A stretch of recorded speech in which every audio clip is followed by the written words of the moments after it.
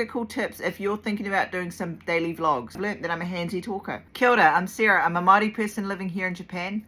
And about midway through last year, I committed to doing 365, so 1 year of daily vlogs. Vlogging every single day for a whole year. Right now, I'm at over 200 vlogs. I think I'm about 209 right now. So I'm well over halfway, but I've still got a long way to go. And some people have asked if I can do a video kind of talking about the things I've learnt so far. So I'm going to list them off. Some things that I've learnt so far, and also some tips and tricks. So stay tuned to the end of the video. I feel like I've become a lot more comfortable talking in front of the camera like this. I mean, photos are a different story. I'm still trying to work on that. But when it comes to video and filming things, I feel a lot more comfortable. I've also learned not to force content. So when I started out, I was kind of had this thing in my mind where I've got to film something good every day kind of thing. And that's not what daily vlogs are about at all. It can be about how you make your cup of tea. It can be about like sitting there eating breakfast and just giving an update on the day. It doesn't have to be anything spectacular, and that took me a little while to kind of think about and let go. And every now and then I find myself in that little cycle of I want to make a really good vlog, a really good video. That just puts unnecessary pressure on yourself. I've learned that it doesn't have to be that way, because before you know it, it's already going to be the next day. So in that regard, I've also learned that putting something out there that isn't necessarily perfect is better than obsessing and trying to do something perfect and then possibly delaying it or not even posting it. So it's good to just post it, just get it out there. Sometimes it is okay to post a couple days late. So sometimes, mainly towards the end of last year, we were getting really busy. So I'd film all my content over a couple days, but it took me a few hours to sit down and actually edit the vlogs for 2 to 3 days. So for myself, I was okay because I felt like I was still doing the daily vlogs, even though I was posting it a couple days late. And allowing yourself that grace actually made the whole thing a little less daunting.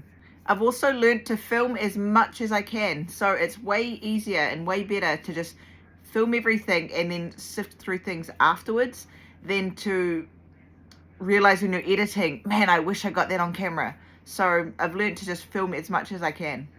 Another thing I've learned so far doing these vlogs is that not everybody wants to be filmed. And it was actually my sister that took me aside when I saw her in Australia and told me, can you tell me when you're going to do that for your vlog? I'm like, oh shucks, yeah. Like, not everybody wants to be online. And of course she's my sister, so we're close enough to kind of keep each other in check. So that just made me a lot more mindful about filming my vlogs from then on.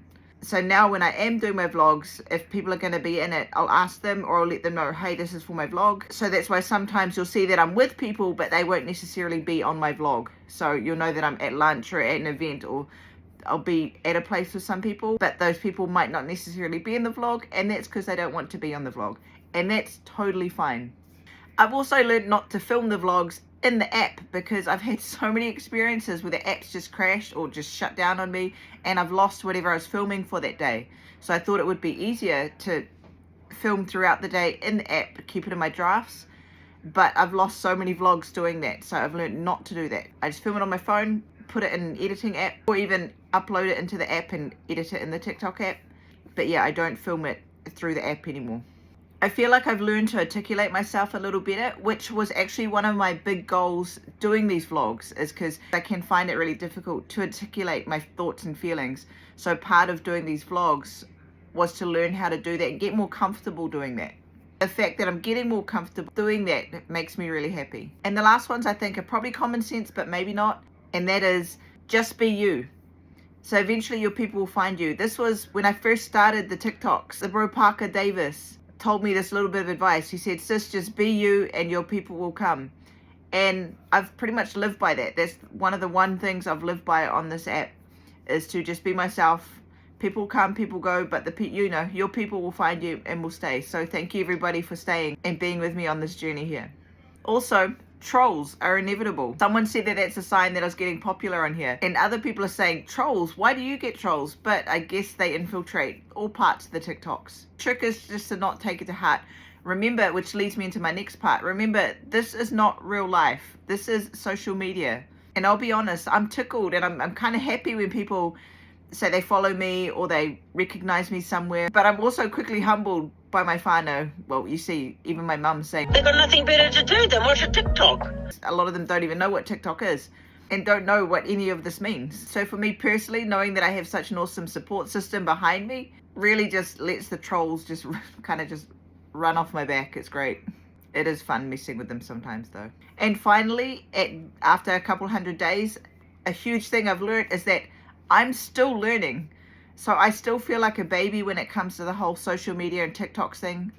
Also, I'm a handsy talker. I've learned that I'm a handsy talker. I still don't know everything and I'm still learning. And doing all of this on social media has actually made me more hungry to learn more about social media and everything too. If you've made it this far, here are some practical tips if you're thinking about doing some daily vlogs. As I mentioned earlier, film everything. Just film everything. You can sift through it after. Aim to post between 1 and 5 minutes. Right now, the HaTepe is kind of prioritizing videos between 1 and 5 minutes, leading towards more longer format stuff. So at least a minute. You'll be surprised how fast time goes when you start doing your daily vlogs.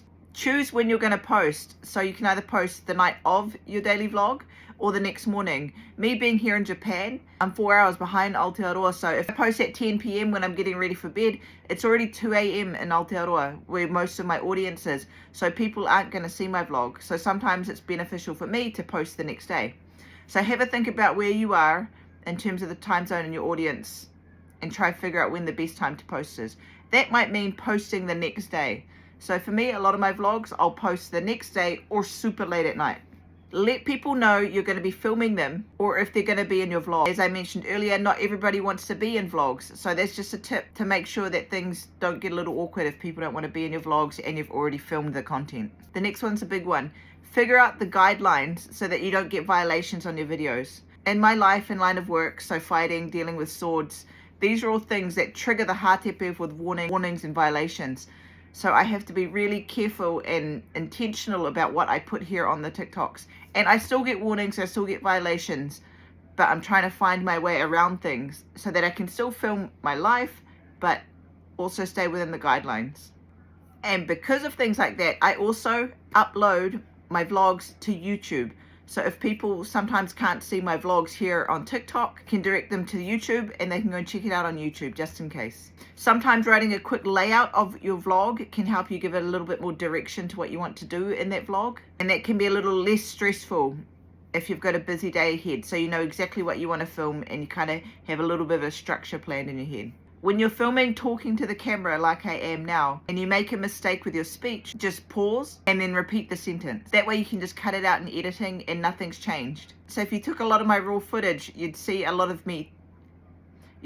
pausing like that where I've edited, and it just makes the process a whole lot easier rather than restarting everything. Another tip is don't get caught up in the metrics. Sometimes it's really easy. You know, you might have tens of thousands of views on one vlog one day and then you might have a few hundred the other day.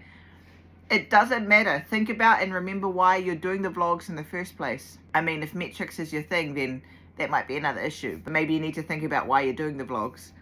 But try not to fixate on the metrics. Things will go up and down. Some days you're popular, some days you're not. That's just life. Just embrace the journey and just keep doing it. And finally, this is a little fun thing. I like to link my vlogs in the comment section.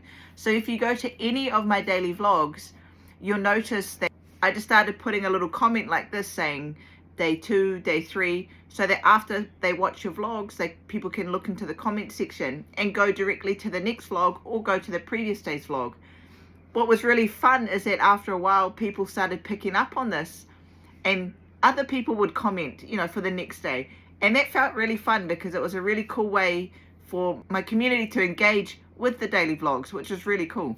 And sometimes that doesn't happen, so I just comment. That way I can still keep linking the vlogs. I hope you found these tips handy. I'm actually going to include both of these lists in a resource that we're going to be giving away in the webinar that we're having at the end of this month. So if you're serious about content creation, go to firenation.com, register your interest. It's a free webinar. I don't know if we call it a webinar or a Zoom call, but it's like a wānanga. It's a free wānanga with Fire Zoe and I, and we're just going to have a kōrero about all things content creation. We'll be giving some resources to the attendees as well. As yet, I'm not sure if we're going to be handing them out just to everybody or only to the attendees of the wānanga, because we kind of want to make it special for those that are really trying to put in that effort. So try to make sure you come. More details to follow soon. Thank you again, everybody, for following along with the daily vlogs. Still got well over 100 to go, and I'm still learning along the way. If you're starting a daily vlog, tag me because I'd love to come check it out and support. Kia ora.